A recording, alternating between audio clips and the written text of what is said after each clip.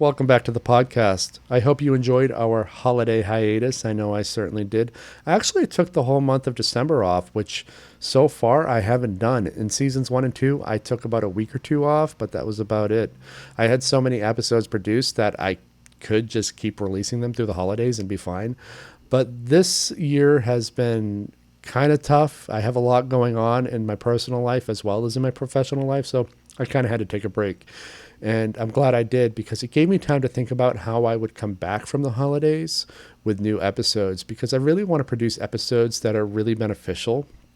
And even though I consider a lot of the conversations I have to be beneficial to creative people, I want them to be beneficial to people who maybe aren't working in creative spaces. And whether or not you are, I feel like this particular episode will be useful to you. And not that everything has to be a utility, but Bill Lennan, my guest, he's doing some extraordinary things, and some of what he's doing is apparent on his TikTok account. You can follow him on TikTok, and I'll put a link in the description. That's how I found him. And we're going to be talking about some of the videos that he's put up. Videos about dealing with layoffs, whether you are a survivor of a layoff or if you've been laid off. He has a really interesting way to look at being laid off or surviving a layoff. And I just feel like that's something worth unpacking on here because it opens up a conversation about career growth. And let's face it, us as artists, we have really tough careers to try and navigate, to try and steer in the direction we want. And Bill has this outlook on treat it like an adventure. And I think that that's a wonderful way to look at it. But he also talks about the importance of purpose in mental health and the importance of empowering versus disempowering language and when to identify it and not use disempowering language. An example of a disempowering word would be deserved. I deserve this or I deserve that. And he talks about why you shouldn't say that you deserve anything. And we unpack a lot of other things too. And he actually was kind enough to stick around and give me some advice for my forthcoming baby. I have a baby on the way, and he's raised some really wonderful kids who as he says on one of his TikTok videos, actually like him. His kids like him and his kids respect him. And so I asked him, well, how can I get my kids to like me and my kids to respect me? Because I do not want to be one of those parents where their kids don't talk to them. And so he was kind enough to stick around and give me some of that advice, which I also included in this episode. So here's my conversation with Bill Lennan, and I'll see you on the other side.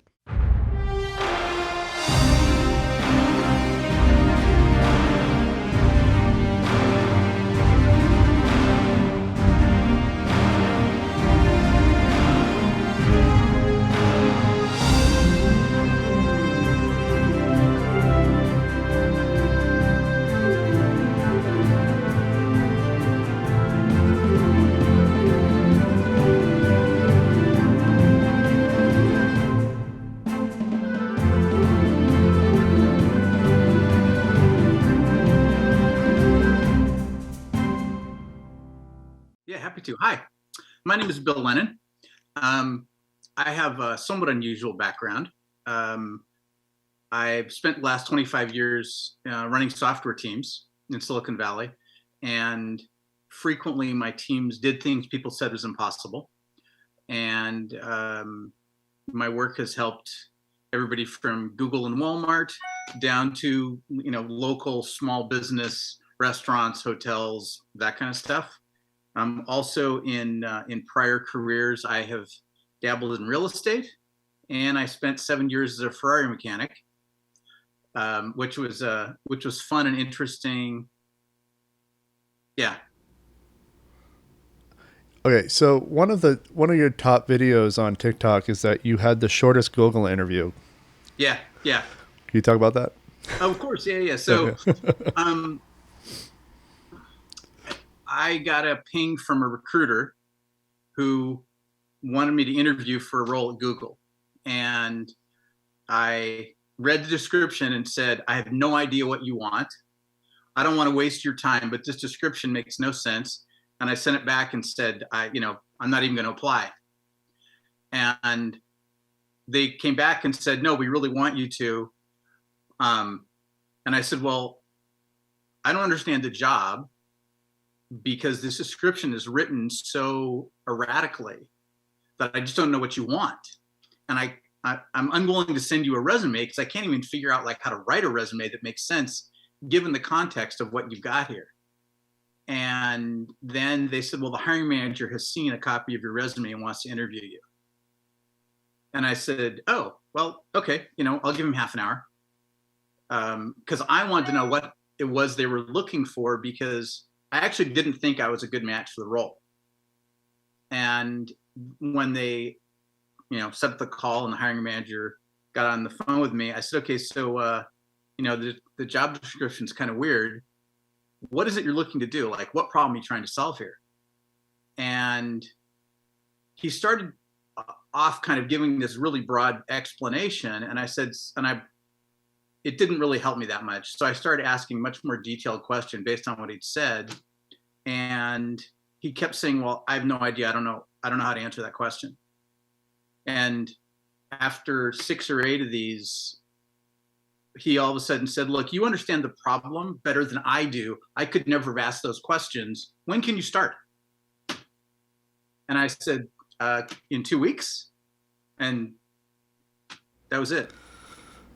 Yeah. Well, what I really like about that story is that you turned it into a conversation. And that's one thing that I don't hear a lot with people is how do you turn an interview into a conversation, into a dialogue about what it is that they actually need. And I tell you, I've come across the most asinine job listings where, I don't know if you know this, you probably know this term, we need a creative ninja. What the fuck is a creative ninja? Like, so you're supposed to be wearing a gi, first of all. Oh, of course. And a mask and wield a paintbrush. I think from the job seeker's perspective, every interview should be a conversation. And my mental model is that the candidate should drive the interview, not the other way around.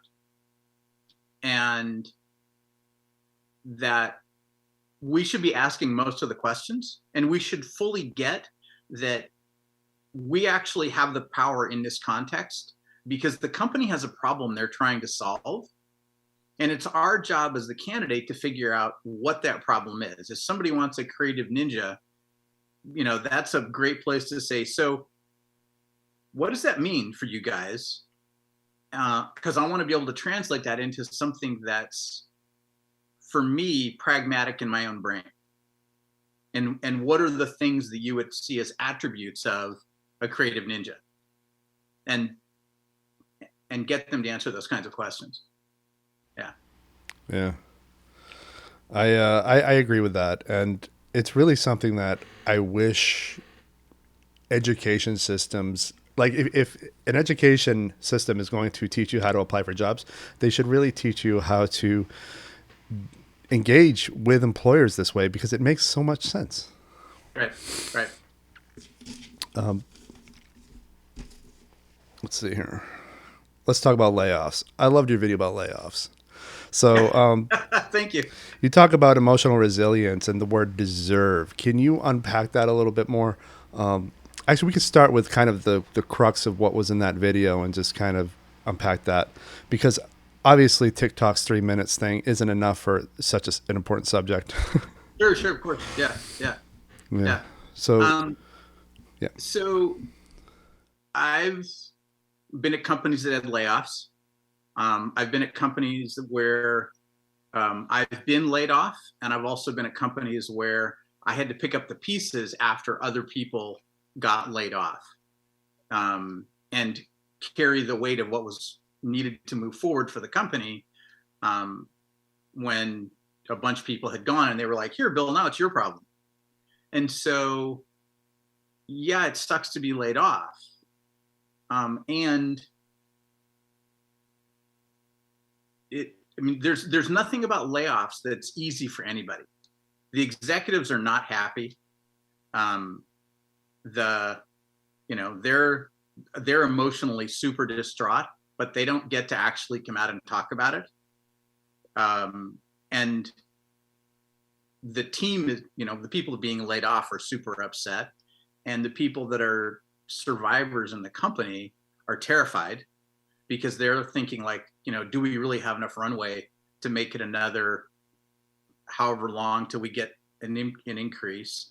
How much is my workload going to increase? Is there going to be another layoff in 2 weeks and then I'm going to be out the door? Like, what's going on? Everybody's uncomfortable. And there's not an easy button for anybody in that conversation. Yeah, well, And so that's what struck me about your video about it, is because usually when you hear people talking about layoffs, it's resenting the company that laid them off. It's the loss of income. It's that's what the conversation focuses on. But you're talking about, well, being a survivor can sometimes be a worse thing for you. right. And a great example of that is, and I got my girlfriend's permission to use her as an example. Okay, great. When she was laid off during the pandemic, she doesn't like uncertainty, and she was really terrified because of that uncertainty.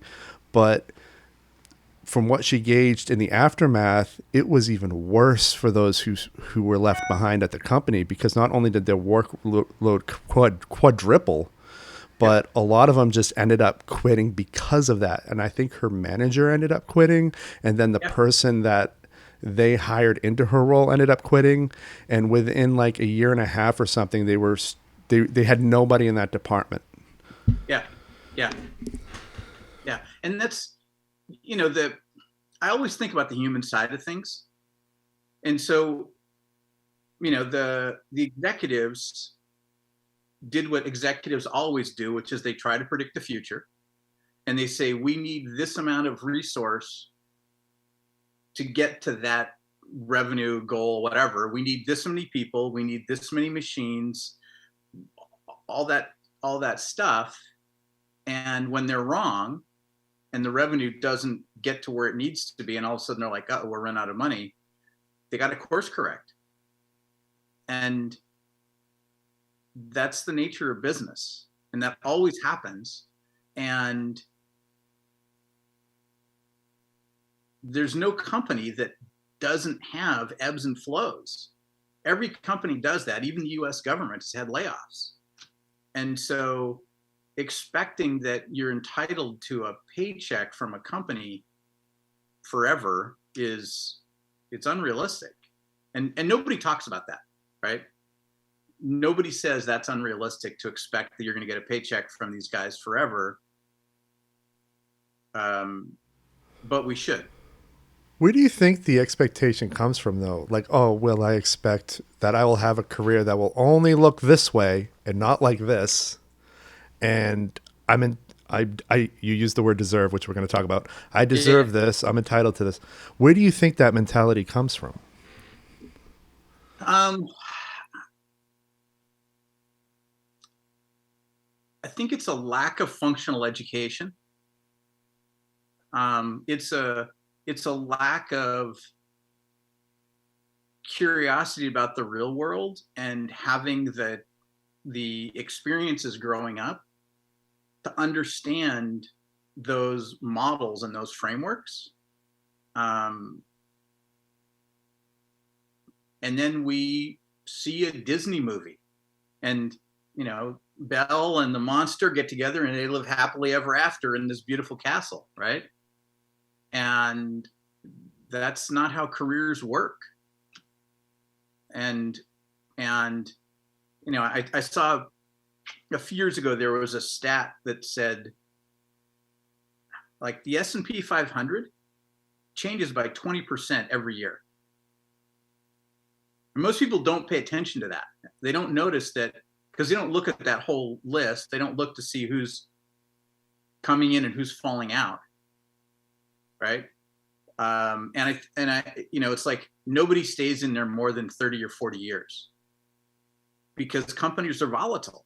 And if we don't look at the stats, then we get an unrealistic expectation of what business looks like.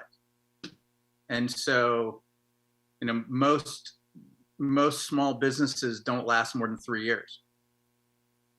And so if you start to think about that, you're like, oh, okay, well, that's a volatile environment. And then the next one is if you go to work for a startup, 80 to 90% of startups fail in some way, shape, or form. Some of them, there's an acquisition, but that startup doesn't make it, right? Ultimately, once you start to understand how volatile the market really is, then you start thinking differently about how you approach it. But if you don't get the data to have that mental model, you have nothing to work with. Well, do you think so if there was like a 101 course that somebody could take in high school to prepare them for that, what do you think it would be focused on? So I We're always after solutions. what's that? We're after solutions here. Yeah. So it's a great question. Um, and at the core of it is, how do you own your own career? Like, how do you get that Eric is responsible for his career, and whoever he works for is a support player in the movie of Eric's career, and Eric is the star of his career, not the company, but Eric, right?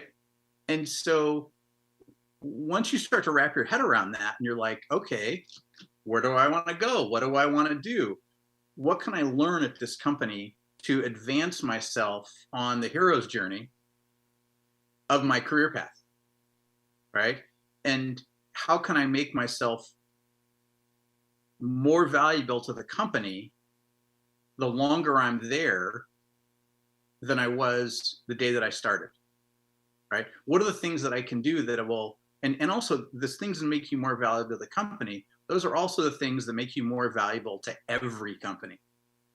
So that as time goes on, you've got a lot more certainty and a lot more surety that the company has a layoff, you're going to find somebody else to help because you're providing such value, right? And so you have to have curiosity. You have to have a really good set of strategies for how to advance your career. And you have to be proactive about learning the non-technical skills, and understanding what it is that drives success in whatever industry you happen to be in or across industries. Yeah, you know what I like about that? Aside from the fact that you just gave me a whole ton of great sound bites for the next podcast trailer, Sure. it puts it sort of retools the outlook that the people laid off don't offer value, but it sort of retools the outlook so that it's like the company they're laid off from no longer offers value to them. Right, exactly. Right. And it's, back to the company took a risk and the executives decided to go down a particular path, right? They said, we're going to do this growth thing, blah, blah, blah, whatever it is. And they were wrong, right? Nobody's perfect. Everybody makes mistakes. I should have bought Apple back when it was at $12. I screwed up,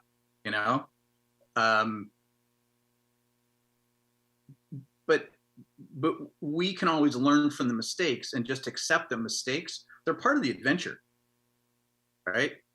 And so recognizing that and being able to stay in control of your career, mistakes or not, right? You always can see a path forward.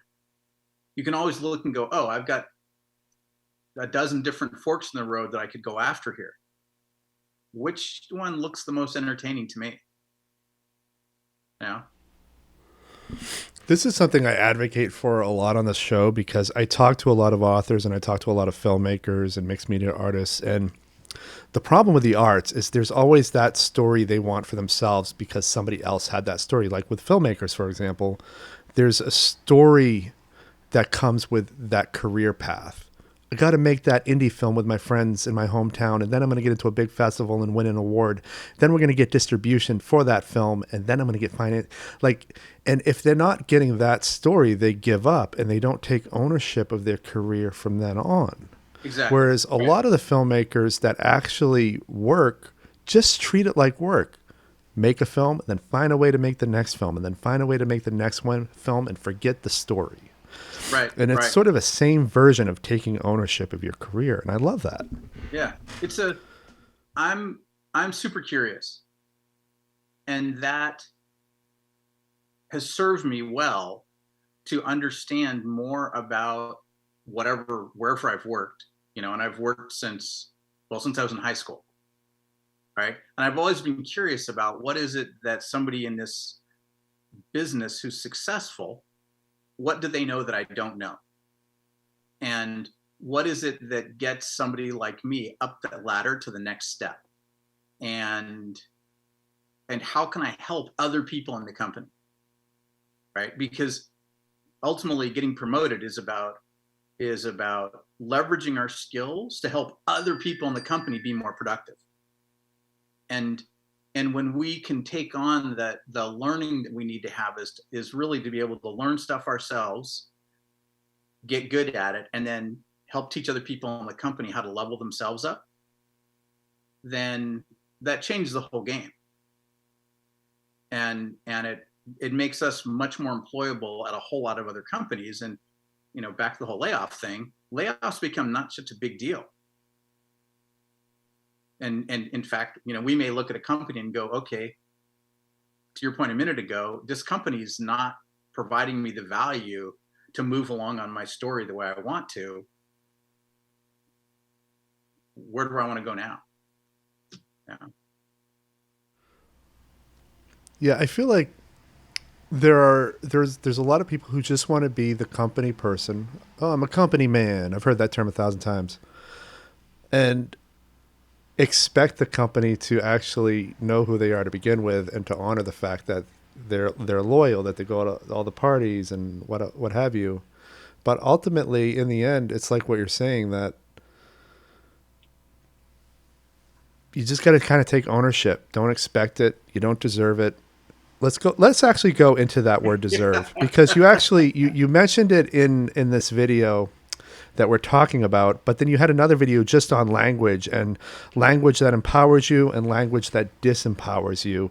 And one of those words you used is deserve. So can you talk about that word, that horrible, horrible word? Yeah, terrible. I have no idea who invented it, but if the stocks and pillories were a thing, they would belong there. When you talk about people deserving things, what you're saying is that they should get rewarded irrespective of the effort they've put in.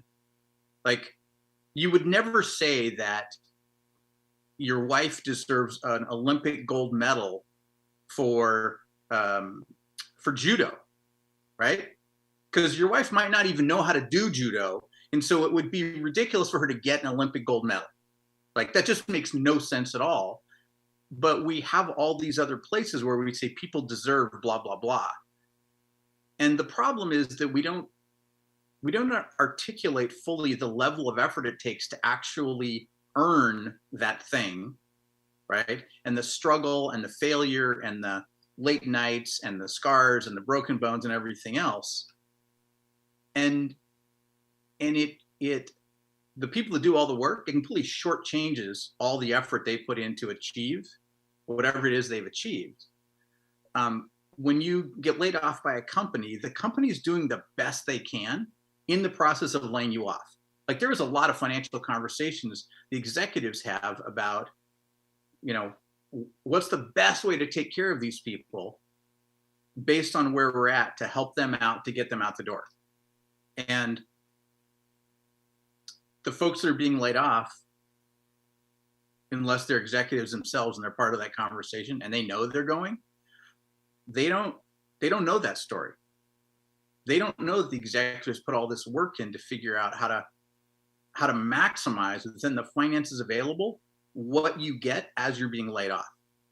Yes, there's some executives that are dickheads and they're like, yeah, we're not going to give anybody anything. but that's pretty rare. Most of the time it's what's the maximum we can do for people. And that story doesn't get told, right?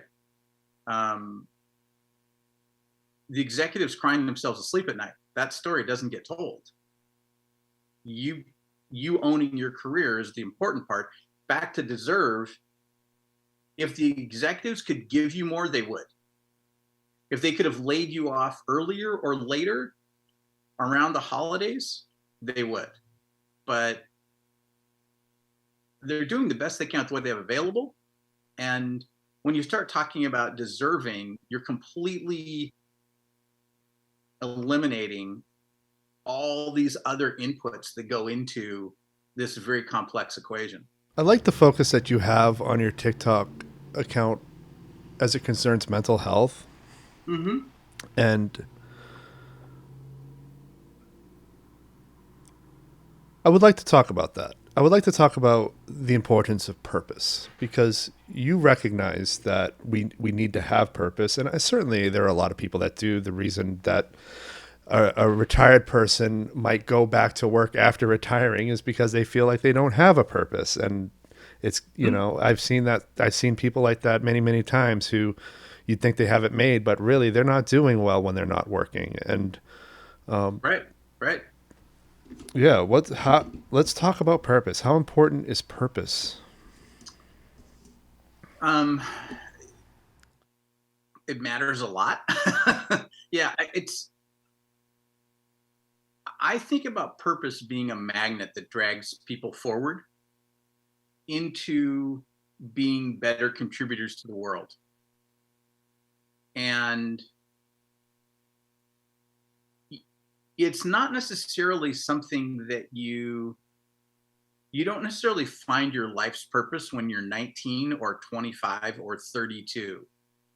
And sometimes it's, you look in the rearview mirror and you see a pattern match. I mean, you know, that's, for me, that's how it was, right? Was I looked in the rearview mirror and I saw a pattern match and I'm like, oh, this is interesting.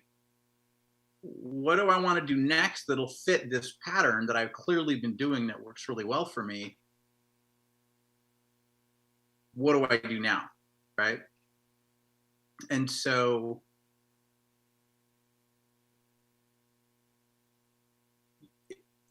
you may not be able to figure out a purpose when you're 20. I certainly did. Well, okay. So when I was 20, my purpose was surfing as much as I possibly could, because I lived in Hawaii and I really liked the ocean, and I got 10 sessions a week because I focused on it, right?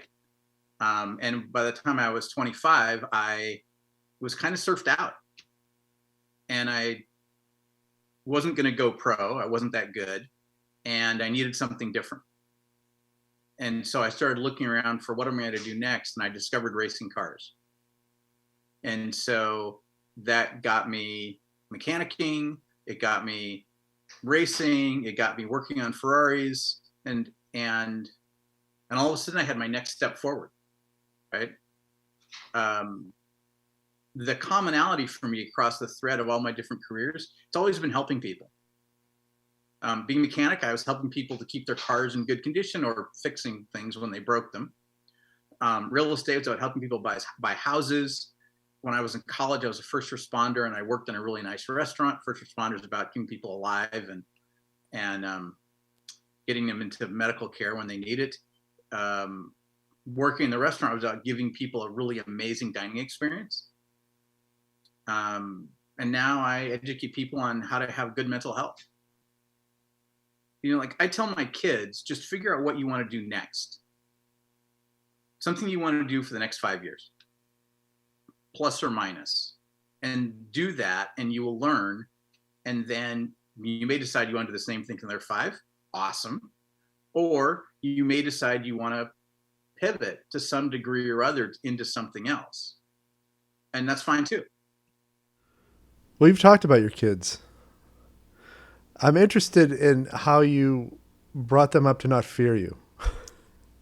Oh yeah, you talked about that extensively. We can talk about that at some point on this, sure. Because I'm about to have a kid, and I'm interested in how to raise them so that They like me. Yeah, yeah, of course. Yeah, yeah. But we can get to that afterward. Okay, sure. You say this thing that I keep telling people, and nobody believes me. It's supposed to be hard. You said that you have that really another video. I mean, we're talking about TikTok videos here. Yeah, It's yeah. the first podcast episode where I'm talking about TikTok videos. We're talking about a video now called "It's Supposed to Be Hard." What's supposed to be hard? Yeah, everything. Everybody who listens to this podcast already knows it's everything. Yeah, yeah. It's, you know, when we're babies and we have to learn how to walk, like that's really freaking hard. You know, when you have a kid and you sit and you watch them learn how to walk, you're going to be like, "Oh my God, did I have to go through all this stuff?" Because we don't remember get up, fall down, get up, fall down, get up, fall down, get up, fall down, cry, get up, fall down, get up, fall down, get up, fall down, cry. Um, and kids just do it, right? They're motivated, and everything is like that, right? Everything has this element of challenge because, well, first of all, if you've never done it before, then you can't do it elegantly, no matter what it is, whether it's a dance step or writing code or speaking a language or editing podcasts, whatever it is, it's going to be hard. And if you are deliberately practicing to improve your craft, you will keep looking for ways to get better and make it hard on yourself. You will volunteer to make it hard on yourself because you know you need to get better, right? I live in California. Golden State Warriors is our basketball team. Steph Curry, crazy shooter, right? But he continually looks for ways to make it harder to shoot baskets, to get better and to expand the scope of his craft, because the more he does that, the easier it is in games for him to just keep dropping 3-pointers or to get 3 guys on him so he can't get the ball into the hoop and give it to somebody else who's wide open, right? So he's constantly, even though he's phenomenal, he's constantly going, okay, how can I make this harder so that I'm better at my craft? And when I was surfing a lot, that was the thing, was I was like, okay, what's the next difficulty level that I can take on to get better at my craft? And then what's the next difficulty level to get better at my craft? And, that's a metaphor for life, right? It's always that. Yes, it's a little bit unreasonable, I confess, but it's also ridiculously fun. I heard somewhere somebody say, and I totally copy this all the time, and I don't remember who said it, otherwise I'd credit them. The universe doesn't owe you easy or something like that. Oh, yeah. Like Yeah. nobody's owed easy. And it also kind of goes back to deserve. You don't deserve easy. Nobody does. Mm-hmm. And I hate that they don't, but if life is a school, which I seem to think it is, school's hard. Yeah. And it's competitive. Oh yeah. And back to your filmmakers, if they want to move up that ladder of being filmmakers, they have to compete with all the other filmmakers. And they've got to figure out, how do I win the game? And sometimes the win is, how do you win for yourself? Like for me, I don't think necessarily about beating other people at the game. I think about pushing myself and how do I feel like I had a win. And it's very personal, and I'm only competing with myself, and how do I get today's performance to be better than yesterday's? Right? It's the same thing Steph's doing, right? He's looking at his ability to shoot baskets and saying, okay, how can I get today's shots to be harder than yesterday's shots were? And then A couple days later, all of a sudden he's looking at what he's doing and going, okay, this is easy. How do I make it harder? And once you start doing that voluntarily, it actually makes things easier. Yeah. I also think it helps to know that, like, I mean, you were kind of saying this as well, but like, to know that it's going to be hard, to expect it to be hard, and to want it to be hard. I gotta, I used to submit to film festivals all the time, and I used to think that festivals got 50 to a few hundred submissions per season. And so I had no idea how hard it was. I assumed it was hard based on those numbers, but in reality, the last festival rejection that I got indicated that they had tens of thousands of submissions in one season. That is hard. And I'm like, oh, I really have to bring up my response was, don't stop submitting, but I really have to bring up my game, because Right. if tens of thousands of submissions are being received by a film festival, that's incredible. I didn't even know that many people existed.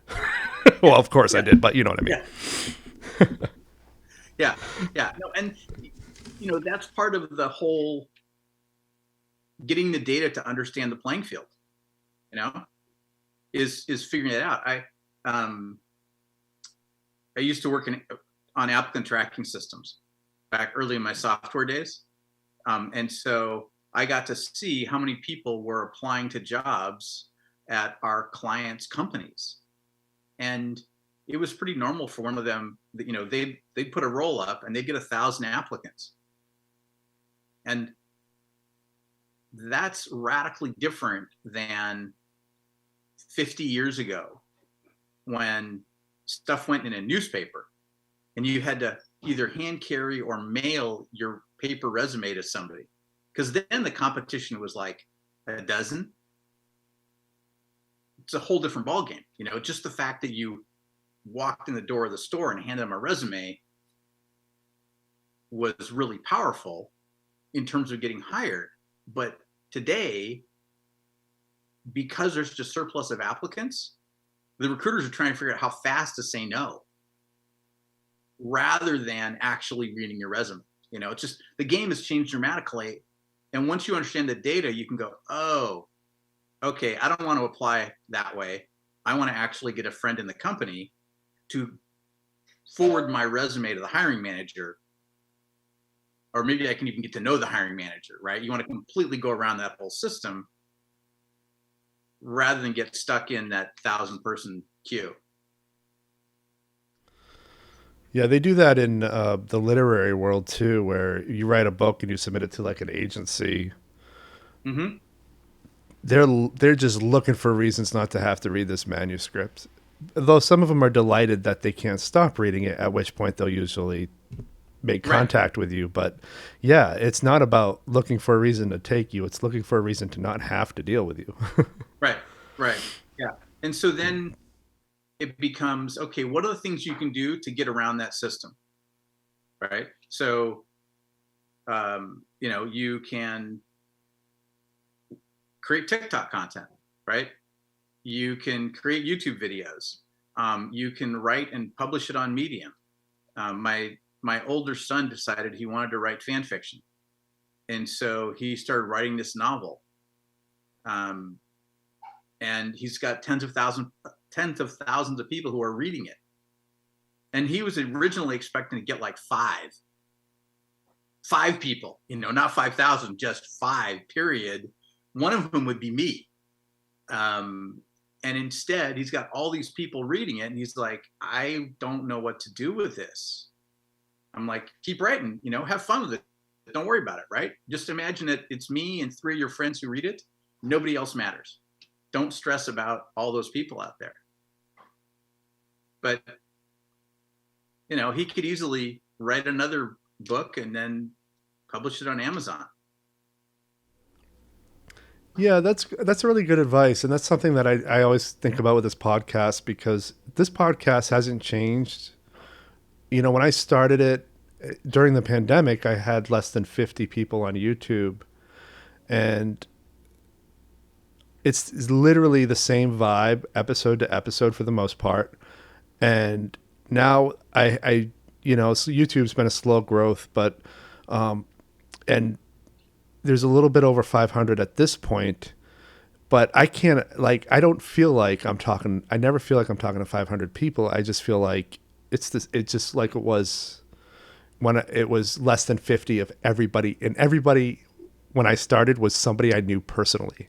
So like my Right, right. original subscribers, of course, but Yeah, like yeah.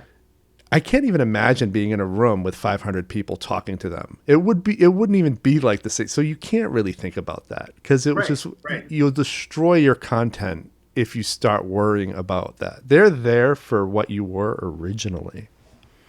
right, So, right. Yeah, yeah. oh yeah. Talking with strangers. Do you want to talk about talking with strangers? Sure. It's awesome.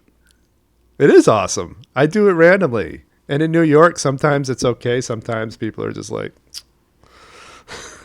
And it's always an educational opportunity, right? yeah. Um, there's an epidemic of loneliness right now in school age kids, and even adults. I've got a friend of mine who's in his 50s, and he's super lonely, and he's not quite. What's weird is he has a bunch of very lightweight friends. Like, he'll go out and be wandering around somewhere, and he'll bump into him, and they talk for 5 minutes and have a beer and then go different directions. Or he'll see him at the gym, but he doesn't have a lot of friends that he has deep conversations with and that he can hang out with for hours. And so it's a real struggle for him. And the challenge is to figure out how to manage our discomfort long enough to get into those conversations and feel relaxed about it, and hang out with people and get all the good brain chemistry, and do that repeatedly until we're not afraid of the conversations anymore. And part of it is recognizing the value of the conversations, how much healthier it is for us than doom scrolling on our phone to get the dopamine. We need the oxytocin, and we need the other neurochemicals that we get from actual being with live people in the same space. And no offense, because we're on different sides of the country here, but the best way to do this would be us being together in the same space and having a conversation specifically for the neurochemistry. And the thing that I have been learning over the last 5 years is how little people in general understand their own brain chemistry, and how their behavior screws it up, and then they wonder why they don't feel good. Yeah. Well, I want nothing more to be in a studio and physically recording these things, because I've seen firsthand how different it can make an episode. Prior to the pandemic, I actually used to work on a finance podcast as my day job that was recorded in a studio in Manhattan.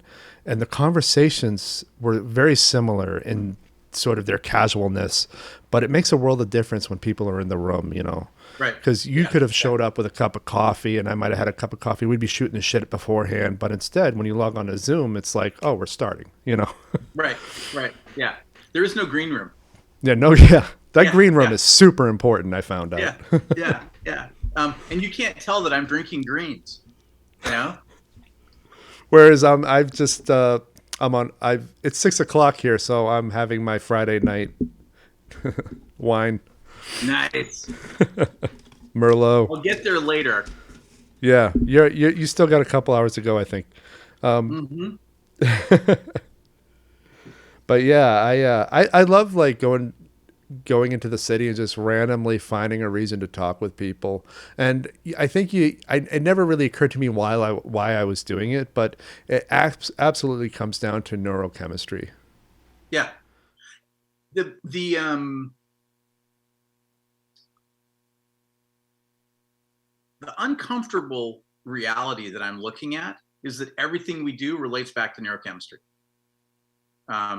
It feels really good, so we want more of it, or it feels particularly horrible and we want less of it. And one of the challenges is to figure out the value of being uncomfortable as a long-term investment. And so this might feel a little horrible to do something, but recognizing the long-term benefit. Talking with strangers is a great example. You know, when I first started talking with strangers, I was terrified. My social anxiety was just crazy, and talking to strangers was excruciating. But I also knew that I needed to be in a different place, and I needed to learn how to talk with strangers and have fun with it. Yeah. And so I just started practicing. How do you break the ice? What's that? How do you break the ice? My initial opening line was, "How's your day going?" That was it. I spent a couple of weeks saying, "How's your day going?" and then "Thank you." And that was all I could do. Like, I would say thank you and then I would leave. And I was doing it with baristas at Starbucks because I wanted to contain this as much as possible so that I knew I could manage my emotional discomfort, i.e., I could run away after they said whatever they were going to say, and I could say yes. Like, I literally made this tiny box where it was a manageable level of discomfort for me because I knew that was the only way I was going to get started. You have this video I'm interested in talking about too, and this could be like the last thing. Then I want to do some housekeeping on this episode. You tell your kids not to fear you. Interesting Yeah. statement. Obviously, there's a lot to unpack there. Are like in your experience, are kids typically raised to fear their parents, and how did you raise them to not fear you? Because I have a child coming along in March, and I want her to like Congratulations. me.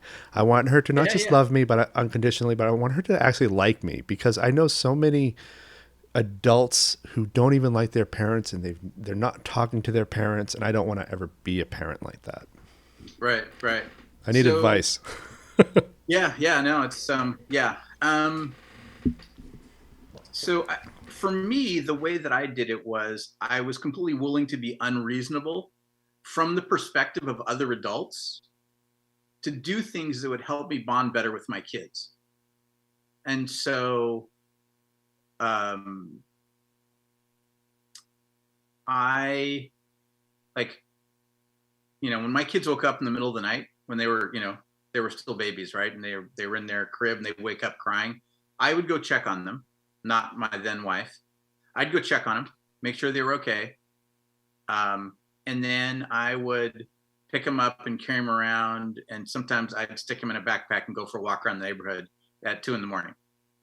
And part of the way that I was able to do that was I tricked my brain and I said, wow, you know what's really cool about this? A, I get to bond with my kid, but B, going back to bed feels so good.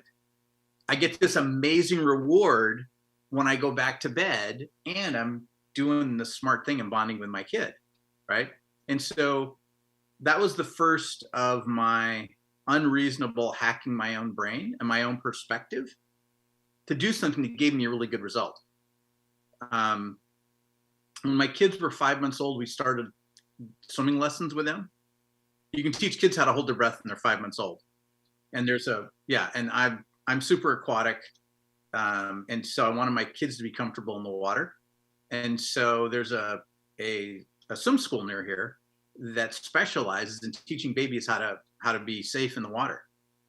And so we went there. I jumped in the pool, blew in their face. We went underwater. We popped up. I gave him a big smile.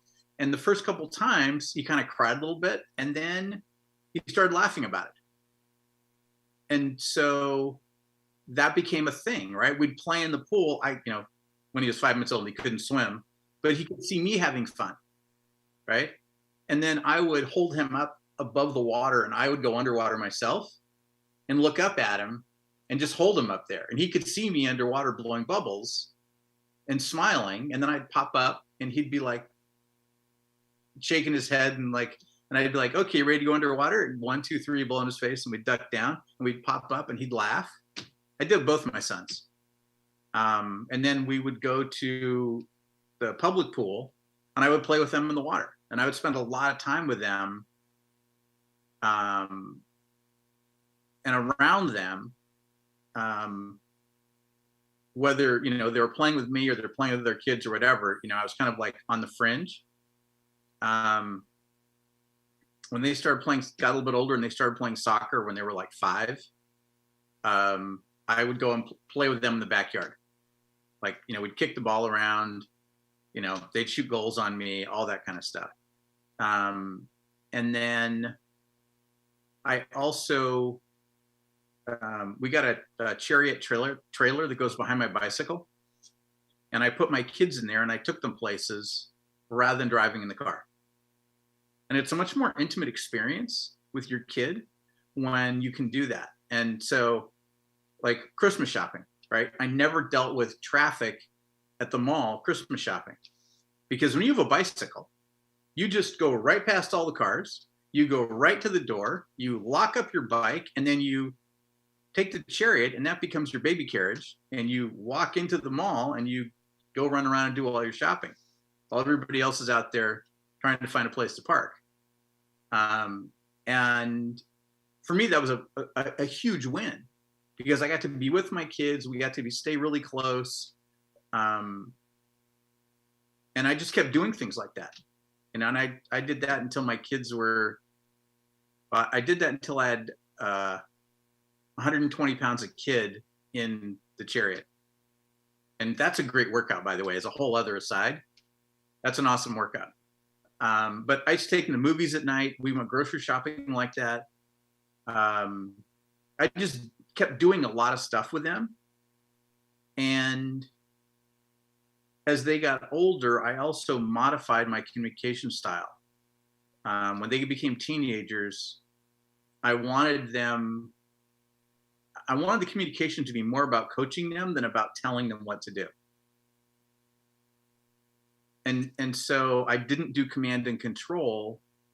I did coaching, and they didn't always pay attention, and okay, that's fine, you know. But I kept using that coaching model rather than the command and control model. And it worked. And so, you know, I've gone through a short, rough patch with both my kids when they were junior, sophomore age. Lasted a couple of months. And then we worked it out, you know. But you know, I've told them about my life, all the bad stuff and the good stuff. I haven't tried to ever act like as a kid I was any better than they are. So they don't have any illusions that I was like some kind of an angel growing up.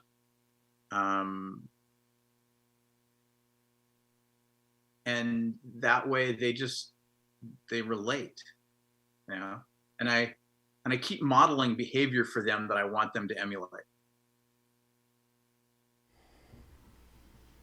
I like that word, relate. Yeah. They relate. I think that's the key here. Right. Oof. Right. Okay. I love all those ideas, especially about the swimming, because I happen to be an island boy as well.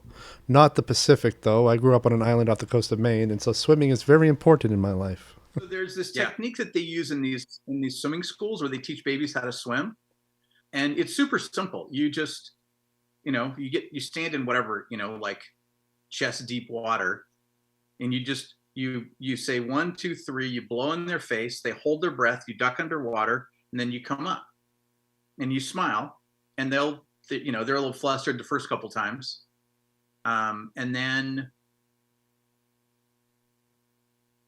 as long as you're smiling and happy, they get that it's safe. And even though they can't swim, I think they were like maybe 18 months before they had the coordination to get themselves like 3 feet to the wall. You know, like if you throw them in the middle of the pool and you don't get them, they're going to die. But if, you know, you do it where you're like close, they can make that distance, right? And the most important part is they're comfortable playing with you in the water, right? That was always my number one thing. And like, you know, once I knew they could hold their breath well, I would put stuff on the bottom of the pool and push them down so they could grab it and then bring them up. So it became a game, right? And it's playtime, you know? And, you know, I have responsibilities about raising them, and they know that. And, yeah, you know, I just kind of like, you know, being an educator for the rest of your life. Yeah. Oh, that's a great way to think about it, actually. You know, all the stuff that I talk about around mental health is grounded in the stuff that we teach people on how to be proactive and taking a skills-based approach to mental health. Because the big aha that our founder had a few years ago was that people who have these skills don't fall prey to depression and anxiety. People who are lacking the skills do fall prey to them, and they end up clinical and in a program like hers. Awesome. I really do like your content, and if I could drive people to you, that would be awesome. Yeah, that'd be wonderful. Yeah, it'd be useful. I think it's useful for my audience. So I do really appreciate you coming on to this. No, it was super cool. I'm just starting to realize that we need to be doing this kind of stuff a lot more. Oh, like podcasting? Doing podcasts, you know, we started off, we did a few of our own, and then we kind of fell off the wagon on doing podcasts, but also guesting on other people's podcasts, you know? Yeah. Well, I actually agree with that. And that's the one thing that I also fall off the wagon on. And I tried guesting on a few podcasts prior to the launch of season 3. And it's really hard sometimes to just make room for it. So that's why I really appreciate it. And this is the fastest turnaround too. You had the fastest Google interview, but this is also, you have the fastest turnaround time of me reaching out and scheduling. I'm like, I'm available tomorrow. And you're like, I'm available tomorrow. So it's just like, it's wonderful. And I love it when it's easy. So yeah. It's you know, part of this is because I've become so comfortable talking with strangers. I don't have the mental hesitancy of, oh, I have to wait till I'm emotionally ready. I'm just like, I'll talk to you tomorrow. We can slot it in, you know? And you saying that actually brings about a realization that I have, and that's that doing the podcast has actually helped me talk better with people I don't know. And I think that if this was season 1, I'd be like, well, can we wait till next week so I can mentally prepare for it? And I realize now that I don't actually ask that question anymore. Right. I don't even know when I stopped. Yeah. This is the effect of practice, right? Anything you practice, you get more and more relaxed about over time until the things that you were concerned with on day 1, they become irrelevant because your mastery of that skill, or at least your competency, has made those day 1, day 2, day 3, day 5 concerns just not part of your mental model anymore. And so now you're like, tomorrow's fine. You know, that's easy, right? And, you know, 5 years ago, I would have said, can we wait till next week or maybe even after the holidays? Because my discomfort and my unsureness about my ability to communicate with strangers would have gotten in the way. Yeah. Oh, I mean, I get, let's wait till after the holidays all the time. It's just, it's the most common excuse. but Yeah. not this time, and I really appreciate it. Again, thank you, and I will keep in touch with you via email Cool. to let you know when things are scheduled and all that. Beautiful. I'm curious, what kind of film do you do? Okay, so I do these for hire. I do a lot of corporate, nonprofit videos, commercials, things like that. But my own personal films are art house science fiction Oh, things. sweet. They're very specific for a very specific type of audience. They're largely influenced by the New York art gallery scene, so they can be tough sometimes to watch. Okay. But I actually started out wanting to do Hollywood, and it's always the age of 32, isn't it? The age of 32, I'm like, I'm more interested in the art gallery scene. Everything I've done seems to go back to like art house.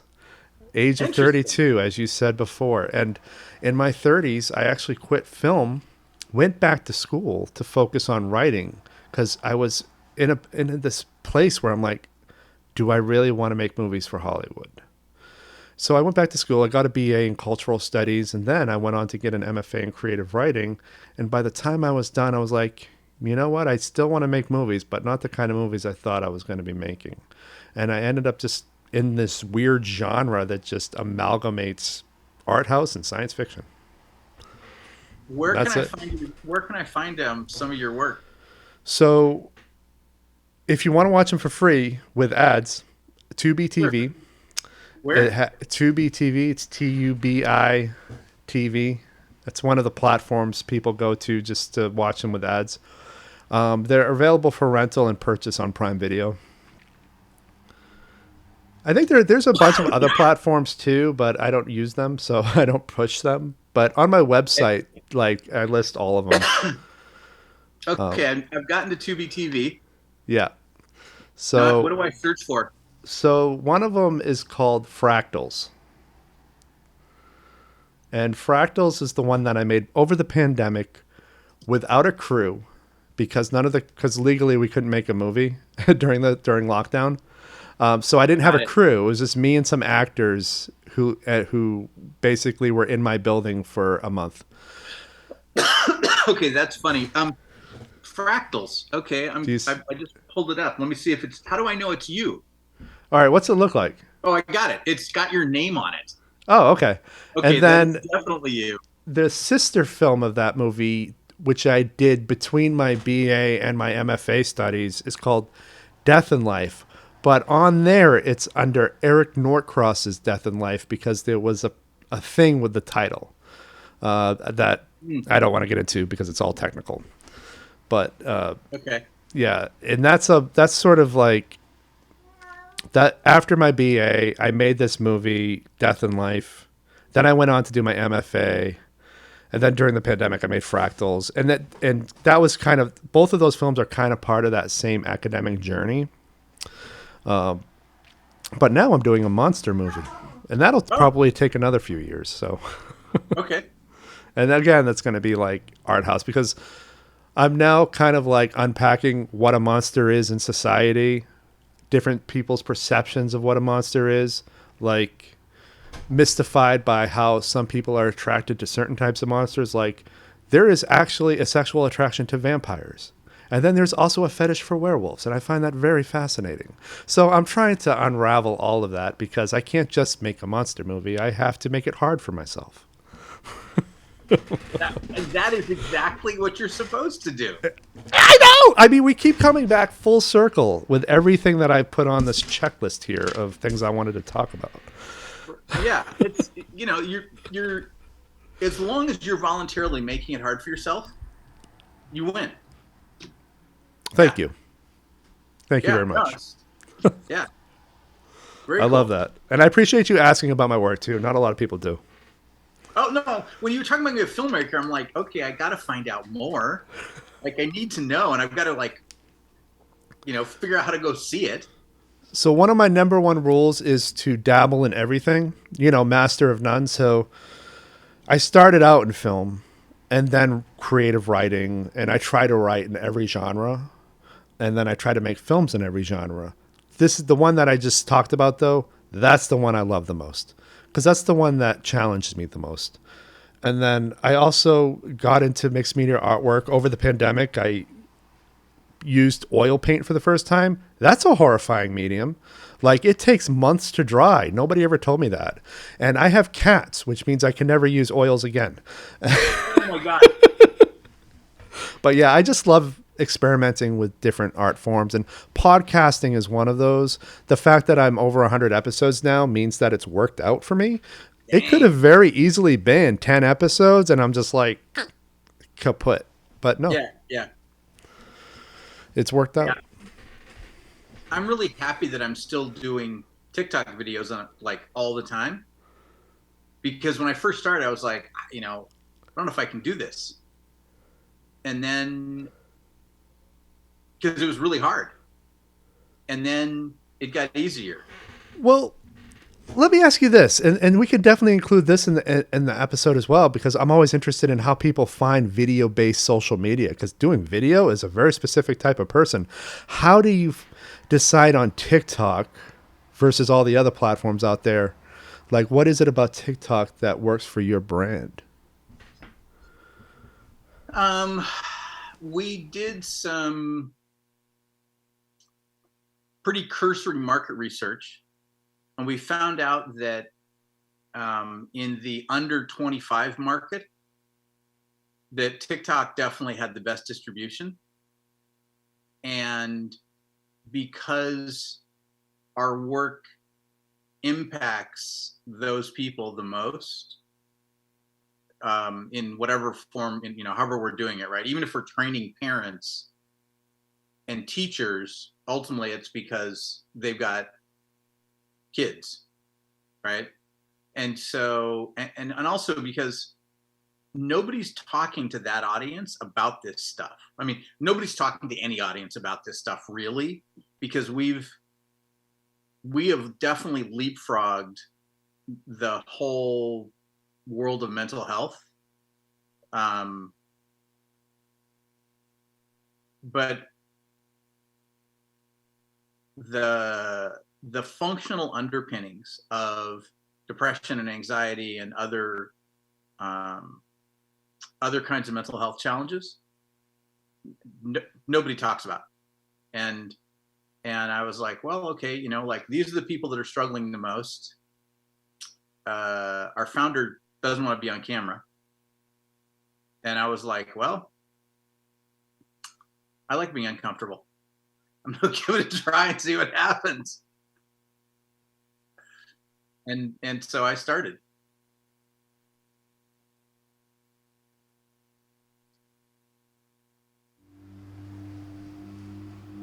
18 months maybe. 18 months, that's not bad.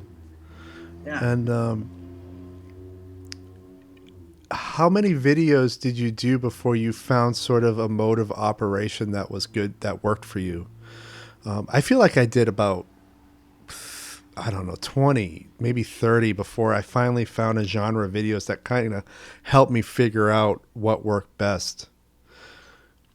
So I knew at the start what I wanted to talk about, which was this functional angle of mental health. And because it is functional, it's so broad based, right? Like, the Google interview one, right?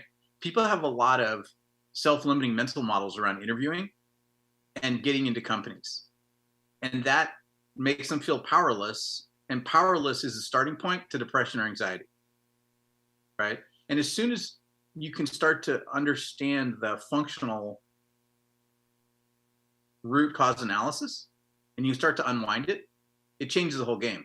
And I knew I wanted to talk about that. I just, when I started off, I was terrified to be on camera, and I was like, okay, I've got to be looking at a camera and talking to somebody and, talking to an audience, and how's that going to play out? I think part of the reason I've gotten more comfortable has been that I've been on Lunch Club. And are you on Lunch Club? Okay, I'll send you an invite. Lunch Club is a networking service, I guess is the best way to describe it, that I signed up for right before the pandemic. I got an invitation from some friend of mine and got in there. Um, but they set you up for a conversation with somebody at the frequency that you want. And initially, I was doing 2 a week, and it's video based like this. And initially, it was all over Zoom, and that helped me get comfortable on camera. Was just doing these Zoom conversations with strangers from literally all over the planet. And that was one of the ways that it got easier for me to be on TikTok, was to do that. And now it's just, what's the content that I want to talk about on any, given time frame. Yeah. Well, like I said, I love your content, and Cool. I find it very, very useful compared to a lot of the other stuff that's out there. And for those listening who are interested, I'll put a link to all of what we're talking about in the description, including links to every specific video that I mentioned. Because I think that's really important too, to have that sort of intact discourse, because a lot of what you say in that video is important. So it might even be a thing where when I do after we log off, I'll do an intro where I say, go watch these videos first or something like that. Yeah. Okay, cool. That makes sense. Awesome. Thank you. I'll cut you loose. Thank you. No, thank you. This has been super fun. Good questions. Yeah. Oh, thanks. Good interviewer. Thank you. Yeah. I haven't done it for about a month, so I'm like, I'm getting back into it now. So I really appreciate hearing that. You did before has stood you well today, so you did it was a good job. Oh, thank you so much. Yeah. Thank you. Good night. Happy holidays, by the way. Likewise. Happy holidays. And that was my conversation with Bill Lennan. I hope you enjoyed it and found it useful. I know I certainly did. And Bill, you're welcome back to the podcast anytime you want. Just feel free to reach out to me and we'll schedule you right away, or maybe even the next day. Thanks, and I'll see all of you on the next episode.